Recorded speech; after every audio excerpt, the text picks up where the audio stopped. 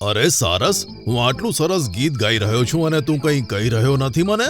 કમ સે કમ મારા વખાણ તો કર. કેવું ગાઉં છું હું? હા, ખૂબ જ સુંદર અવાજ છે તમારો. સરસ ગાઓ છો.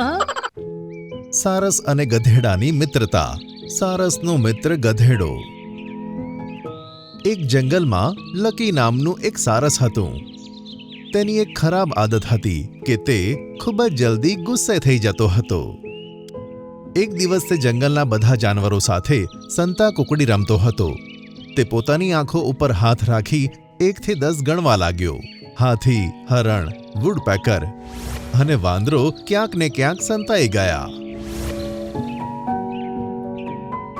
સારસ પણ ઝાડીની પાછળ જઈને સંતાઈ ગયું. 8, 9, 10. હવે હું આવ્યો. અને પછી વાંદરો આમ તેમ જોવા લાગ્યો. કારણ કે સારસની ગરદન ખૂબ જ ઊંચી હતી. વાંદરાને તે સૌથી પહેલા દેખાઈ ગયો. તે ધીમેથી તેની પાછળ ગયો અને બૂમ પાડી, થપ્પો! યાહૂ! મેં લકી સારસને શોધી કાઢ્યો.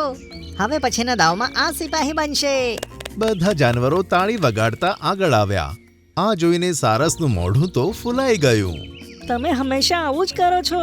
અરે સારસ, તું ચીડાઈ કેમ રહ્યો છે? તમે હંમેશા પહેલા મને જ શોધી કાઢો છો, જેથી અને હું પછીના દાવમાં સિપાહી બનું છું.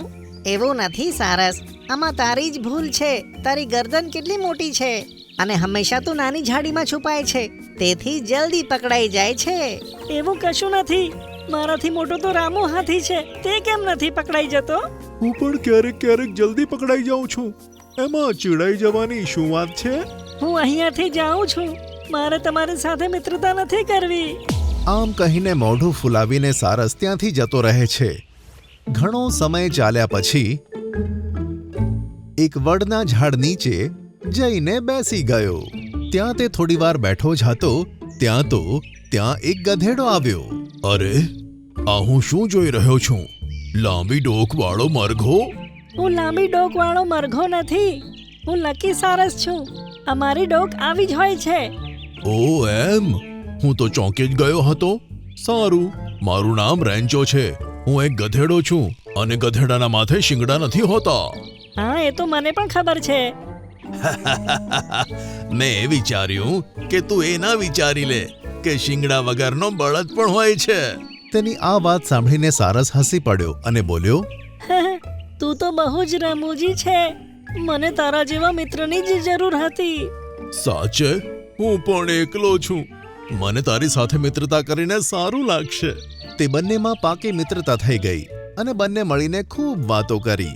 હવે સારસ પોતાના જૂના મિત્રોને ભૂલી ગયો અને બધો સમય તે ગધેડા પાસે વિતાવવા લાગ્યો.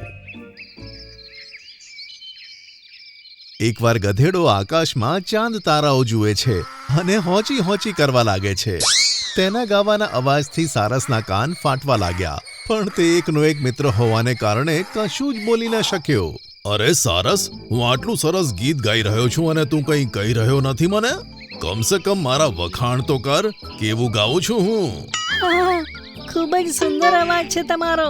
સરસ ગાઓ છો. સારસના મોઢે પોતાના વખાણ સાંભળીને ગધેડો તો વધારે હોંચી હોંચી કરવા લાગ્યો અને ઈચ્છા ના હોવા છતાં સારસ તેના વખાણ કરવા લાગ્યો. હવે દરરોજ રાત્રે આવું જ થવા લાગ્યું. ગધેડો દરરોજ રાત્રે આમ જ હોંચી હોંચી કરતો અને સારસને તેનું ગાવાનું સાંભળવું પડતું. સારસને પાછા પોતાના જૂના મિત્રો યાદ આવવા લાગ્યા, પણ તેને પોતાના જૂના મિત્રોની પાસે જવામાં હિંમત ચાલી રહી નહોતી. એકવાર બંને જણા આમ જ રાત્રે તળાવની પાસે ઝાડીમાં બેઠા હતા. અરે વાહ! આજે ચંદ્ર કેટલો સરસ ખીલ્યો છે. તેને આટલો સરસ મજાનો જોઈને મને ગાવાનું મન થાય છે. ત્યાં જ તેમને કંઈક હિલચાલ થતી જોવા મળી. સારસે પોતાની લાંબી ગરદન ઉઠાવીને ઝાડીઓની પેલી બાજુ જોયું. તેણે જોયું કે એક શિકારીની હાથમાં બંદૂક છે અને કેમ્પની પાસે તે તાપણું કરીને બેઠો છે. રેન્ચો, આપણે હમણાં અહીંયાથી નીકળવું પડશે. અહીંયા શિકારીનો ખતરો છે. ના, અત્યારે હું અહીંયાથી નહીં જાઉં. મારું ગીત ગાવાનો સમય થયો છે. પ્લીઝ રેન્ચો, આવું ના બોલ. અહીંયાથી નીકળ, પછી જેટલું ગાવું હોય ગાજે ને. ના, હું તો અહીંયા જ ગઈશ. આમ કહીને ગધેડાએ બેસુરું ગાવાનું શરૂ કર્યું. Ouchi Ouchi Ouchi. આ સાંભળીને શિકારીએ પણ પોતાના કાન પર હાથ રાખ્યા. તેમ છતાં પણ તેનો અવાજ તેને સંભળાવા લાગ્યો.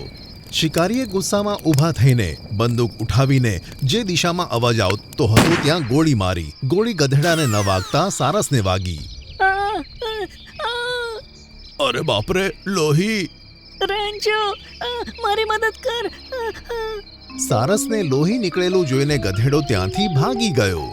સારસ પોતાનો જીવ બચાવવા માટે આમ તેમ દોડીને સંતાતો હતો, પણ શિકારી સારસના લોહીના ધબ્બાનો પીછો કરતો કરતો સારસ પાસે પહોંચી ગયો. આ તો સારસ છે. આના ચકલી ઘરમાં સારા પૈસા મળશે. ત્યાં જ પાછળથી સારસના જૂના મિત્રો રામુ હાથી અને વાંદરો આવી ગયા. મોન્ટુ વાંદરાએ શિકારીની બંદૂક છીનવી લીધી અને રામુ હાથીએ શિકારીને એવો તે માર્યો કે દૂર જઈને પડ્યો. અરે બાપ રે! પછી હાથીએ સારસને પોતાની પીઠ પર બેસાડ્યો અને ત્રણે જણા ત્યાંથી નીકળી ગયા. થોડી વારમાં તેઓ જ્યાં પહેલા રમતા હતા ત્યાં પહોંચ્યા. ત્યાં તેના બધા મિત્રો હાજર હતા. સારસ હજુ પણ દુખાવાના કારણે પીડાતો હતો. આ જોઈને બધા ખૂબ જ હેરાન થઈ ગયા. હાથીએ તેને જમીન પર ઉતાર્યો. વૂડપેકર, અને ગોળી લાગી છે, જલ્દી કંઈ કર. તેણે સારસને તડપતા જોયો અને બોલ્યો કે હું આ ગોળીને નીકાળી તો લઈશ, પણ તને ખૂબ જ દુખાવો થશે. કઈ વાંધો નહીં, અત્યારે તેનો જીવ બચાવવો જરૂરી છે. આ સાંભળીને વુડપેકરે સારસની પાંખ પર 2 ચાંચ મારી અને ત્રીજી ચાંચે ગોળી પકડીને તેને બહાર કાઢી લીધી. તારો ખૂબ ખૂબ આભાર વુડપેકર. હવે મને સારું લાગી રહ્યું છે. એટલામાં મોટું વાંદરો એક જડીબૂટી પીસીને લાવે છે અને તેને સારસની પાંખ પર લગાવી દે છે. જડીબૂટી લાગતા જ દુખાવો છૂમંતર થઈ જાય છે. તું સવાર સુધી ઠીક થઈ જઈશ અને પછી પોતાના મિત્ર ગધેડા પાસે જઈ શકીશ. મને માફ કરી દો દોસ્તો. મારા ચીડિયાપણાને કારણે મેં ક્યારે તમારી મિત્રતા ઓળખી નહીં. રમવામાં હાર જીત તો થાય જ, તેને મેં ખોટી રીતે લઈ લીધી અને પેલા ગધેડાને મારો મિત્ર બનાવી દીધો, જે મને મુસીબતના સમયમાં છોડીને જતો રહ્યો. હવેથી હું હંમેશા તમારી સાથે રહીશ અને કોઈ વાતનો ગુસ્સો નહીં કરું. આ થઈને વાત. ખૂબ જ સરસ. તે દિવસ પછી સારસ ફરીથી પોતાના મિત્રો સાથે રહેવા લાગ્યો. તેનો ઘાવ મટી ગયો અને હવે તેની જિંદગી પહેલા કરતા પણ સરસ થઈ ગઈ. આજે પણ જ્યારે તેને ગધેડાની હોંચી હોંચી યાદ આવે છે ત્યારે તે જોર જોરથી હસવા લાગે છે. આટલી મહેનત કર્યા પછી કશું જ હાથમાં ના આવ્યું. આજનો તો દિવસ જ ખરાબ છે. ચલો કઈ વાંધો નહીં, માછલી ના મળી તો શું થયું, આજે આ ઈંડાથી જ કામ ચલાવી લઉં. શિયાળ અને સારસની મિત્રતા. એક દિવસ મીનુ શિયાળ સમુદ્ર તરફ જઈ રહ્યું હતું. આજે ઊંધું સીધું કે મને વાસી ખોરાક ખાવાની કોઈ જ ઈચ્છા નથી. આજે તો એકદમ તાજી ફફડતી ગોલ્ડન ફિશ ખાવાની ઈચ્છા છે. એમ વિચારીને તે સમુદ્ર કિનારે ગઈ, પણ પાણીમાં ઉતરીને તે શિકાર કરી શકતી નહોતી. ત્યાં જ તેણે જોયું કે 2 રીંછ તેની મનપસંદ ગોલ્ડન ફિશ માટે ઝઘડી રહ્યા હતા. આ માછલી મારી છે. ના, મારી છે. પહેલા મેં એને જોઈ હતી, પણ તેની ઉપર ઝપાટ મેં મારી હતી. તેમણે તે માછલીને વચ્ચે મૂકી અને ફરીથી ઝઘડવા લાગ્યા. તું લેફ્ટથી આવતો હતો અને હું રાઈટથી. ત્યાં જ પહેલા મારી નજર આની ઉપર પડી. પણ તું તેના સુધી પહોંચી ના શક્યો કારણ કે હું તેનાથી વધારે નજીક હતો. તે 2 જણા ઝઘડી જ રહ્યા હતા ત્યાં જ મીનુ શિયાળે ઝપાટ મારી અને મોઢામાં ગોલ્ડન ફિશ લઈને ભાગી ગયું. અરે રોકો તેને. બંને તેની પાછળ ભાગવા લાગ્યા. આ તારા કારણે થયું. ના, તારા કારણે નહીં તો અત્યાર સુધી હું તેને ખાઈ ચૂક્યો હોત. અરે આ 2 તો મારી પાછળ જ પડી ગયા છે. આ બંનેથી હું છુટકારો કેવી રીતે મેળવું? સામે તેણે ગુફાનું મોઢું જોયું, પણ ગુફાનું મોઢું એટલું નાનું હતું કે તેમાં તે જ ફક્ત જઈ શકતી હતી. પણ ગુફા થોડી ઊંચાઈ પર હતી. તે ગુફામાં જવા માટે ઉપર ચઢવા લાગી, પણ ઉપર જતી વખતે તેના મોઢામાંથી તે ગોલ્ડન ફિશ નીચે પડી ગઈ અને દૂરથી આવી રહેલા તે 2 રીંછની સામે જઈને પડી. મીનુ બીકના માર્યા તે ગુફામાં જતી રહી. હા, મારી છે. એમ કહીને એક રીંછે તે માછલીને પોતાના મોઢામાં મૂકી અને બીજું રીંછ ઝઘડવા લાગ્યું. આ બાજુ મીનુ ગુફામાં બેઠી બેઠી પોતાને કોસતી હતી. આટલી મહેનત કર્યા પછી કશું જ હાથમાં ના આવ્યું. આજનો તો દિવસ જ ખરાબ છે. ત્યાં જ તેની નજર ગુફામાં રહેલા ઈંડા પર પડી, જે મોટું હતું. ચલો કઈ વાંધો નહીં, માછલી ના મળી તો શું થયું, આજે આ ઈંડાથી જ કામ ચલાવી લઉં. કહીને તેણે ઈંડું ઉઠાવ્યું અને પોતાના મોઢામાં મૂક્યું. પણ ત્યાં જ તેના ગળામાં ગલી ગલી થઈ અને તેણે ઈંડું નીચે મૂક્યું. ઈંડું નીચે પડતા જ તૂટી ગયું અને તેમાંથી નાનું એક પક્ષીનું બચ્ચું નીકળ્યું.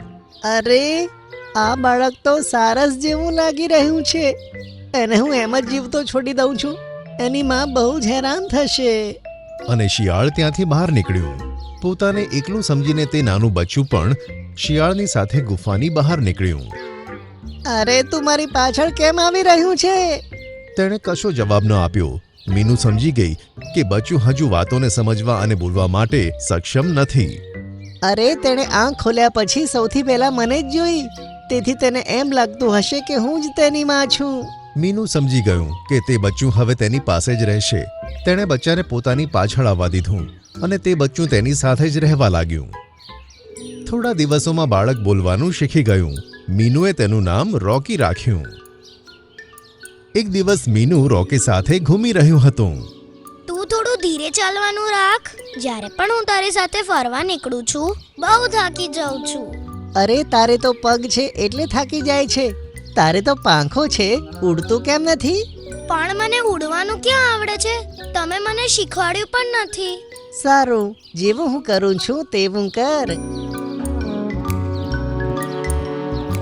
મીનુ તેને એક ટેકરા પર લઈ જાય છે અને કહે છે, તારી પાંખોને ફેલાવ. સારું. હવે આવી રીતે ફફડાવ. મીનુએ પોતાના હાથ જોર જોરથી હલાવ્યા. તેને જોઈને બચ્ચાએ પણ પોતાની પાંખોને જોર જોરથી હલાવવાનું શરૂ કર્યું.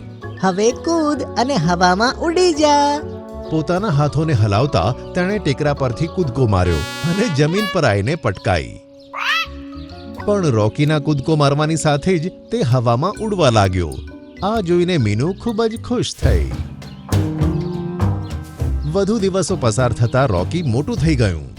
હવે ફરીથી મીનુનું મન ગોલ્ડન ફિશ ખાવાનું થયું, તો તે સમુદ્ર કિનારે પહોંચી ગઈ. તે સમુદ્રમાં નજર નાખી જ રહી હતી કે ત્યાં તેને પેલા બે રીંછ દેખાયા.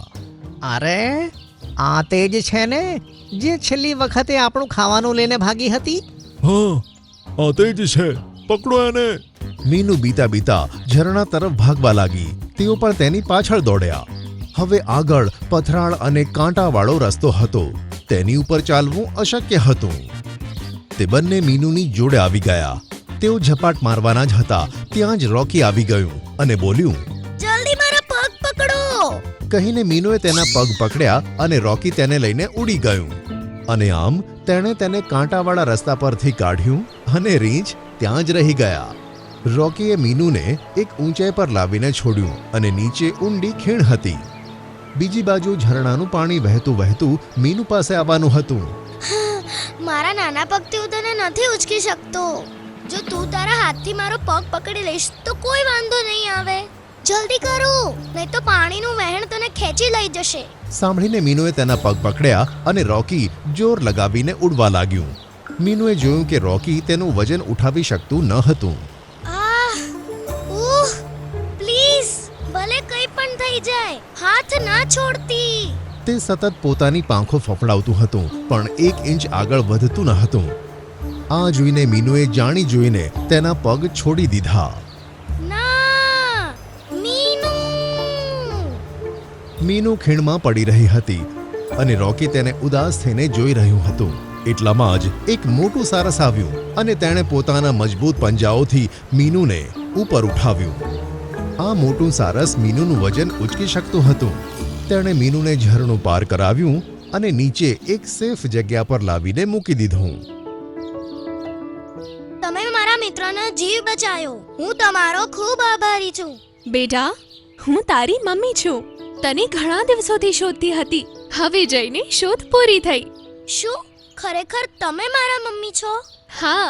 સાંભળીને તે ખુશીથી તેની મમ્મીને ગળે લાગ્યું. તે મારા બચ્ચાને સાચવીને રાખ્યું. તેથી હું તારી આભારી રહીશ. હું તમને બંનેને એક સાથે જોઈને ખુશ છું અને મને ખુશી થશે કે હવે તું તારી મમ્મી સાથે પોતાના પરિવારમાં ખુશ રહીશ. હું પણ મારી મમ્મીને મળીને ખૂબ ખુશ છું, પણ તમે મારા માટે જે કર્યું છે એ હું નહીં ભૂલી શકું. તેથી હું વચન આપું છું કે દરરોજ તમને મળવા માટે આવીશ. તમારી અને મારી મિત્રતા હંમેશા આવી જ રહેશે. હા, કેમ નહીં? હું પણ તારી દરરોજ આવવાની રાહ જોતી રહીશ. હું તને એક ઇનામ આપવા માંગુ છું. આટલું કહીને મમ્મી સારસે દરિયામાં ડૂબકી લગાવી અને મીનુ માટે સુંદર મજાની ગોલ્ડન ફિશ લઈ આવી. આ લે તારું મનપસંદ. મીનુ મજાથી ગોલ્ડન ફિશ ખાવા લાગ્યું અને રોકી પોતાની મમ્મી સાથે આકાશમાં ઉડી ગયું. તેમને જતા જોઈ મીનુ હાથ હલાવીને ટાટા કરવા લાગી અને તેને તે વાતની ખુશી હતી કે રોકીને પરિવાર મળ્યા છતાં પણ તેને મળવા આવતું રહેશે અને તેમની દોસ્તી સદાય બની રહેશે.